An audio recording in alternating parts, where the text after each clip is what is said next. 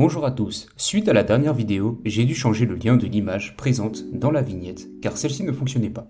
Ce n'est pas grave, si vous avez le même souci, il vous suffit de changer d'image tout simplement dans votre fichier service. Maintenant, nous pouvons observer nos lieux dans notre application, mais pour le moment, nous les avons ajoutés uniquement pour que nous puissions aller plus loin dans la navigation et avoir un moyen d'aller au-delà des détails d'un tel lieu et d'ouvrir éventuellement ce mode de réservation. Pour y parvenir, on souhaite pouvoir taper et accéder à cette fonctionnalité. Si vous souhaitez faire autrement, vous pouvez vous essayer selon vos envies. De mon côté, je suis parti sur l'ajout d'un bouton qui nous permettra d'accéder aux détails. Tout d'abord, commençons par le bouton sur l'emplacement présenté dans notre discoverpage.html. Ici, après le Ion Card Content, mais toujours dans le Ion Card, et nous allons ajouter une div TextWrite Padding, de sorte que tous les textes soient complètement déplacés vers la droite et avec un peu de rembourrage. Et puis ici, je vais ajouter le bouton avec Ion Button Fill Clear Color Primary Router Link Loaded Places de 0.it, qui n'aura donc pas de bordure ni d'arrière-plan avec une couleur primaire, puis le lien du routeur ici, afin de pouvoir aller sur une autre page. La barre oblique que vous voyez dans un premier temps nous permet d'obtenir une navigation absolue, car la navigation relative peut vous octroyer quelques bugs. Nous avons donc notre premier segment avec Places, puis les éléments de tabs présents dans le fichier Places Routing Module.ts. Donc on va structurer tout cela sur plusieurs lignes pour obtenir plus de visibilité.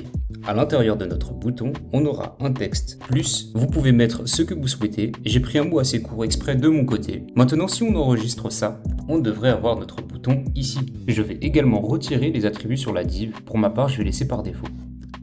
Maintenant, si on enregistre ça, on devrait avoir notre bouton ici. Et lorsqu'on clique dessus, nous sommes redirigés vers la page de détail sans bouton de retour pour le moment. Mais bien sûr, nous pouvons utiliser le bouton de retour de notre navigateur. Toutefois, il est important de noter la différence entre les deux. Nous n'avons pas la même transition, car cela dépend du navigateur et non d'Ionic. Il y a une autre chose que vous pouvez définir lorsque vous avez défini un router link. Ce que je ne vous ai pas encore montré, il s'agit de routeur direction, qui est spécifique à Ionic et non pas à Angular. Cela va permettre à Ionic de donner un indice permettant de savoir si cette navigation ici sera une navigation vers l'avant appelée Forward Navigation. Et par conséquent, une animation qui ajoute une page à la pile de pages et qui ressemble à la vôtre à l'avenir, ou si elle doit jouer une animation en arrière. Donc vous pouvez définir forward ou même backward en fonction de la situation indiquée et Ionic le détectera automatiquement, ce qui fonctionne généralement très bien, mais définir la direction de ce routeur peut être utile lorsqu'il s'agit d'une page pouvant être chargée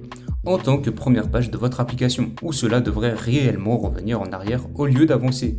Puis, en définissant ce réglage en arrière manuellement, cela appliquerait la bonne page et ne jouerait pas la valeur par défaut d'avance qui probablement sera détectée par Ionic si la page est chargée pour la première fois. Donc voilà, c'était à titre d'information. Nous de notre côté, on ne va pas l'utiliser. Maintenant, concernant notre Ion List, nous souhaiterions naviguer sur chacun des éléments, ce qui est très simple à mettre en place. Sur notre élément donc Ion Item, vous pouvez simplement ajouter un router link de place. Place, car nous avons stocké nos éléments dans notre variable letPlace. Maintenant, si on sauvegarde notre progression et qu'on revient sur notre application, la navigation fonctionne, mais nous ne pouvons pas encore les classer.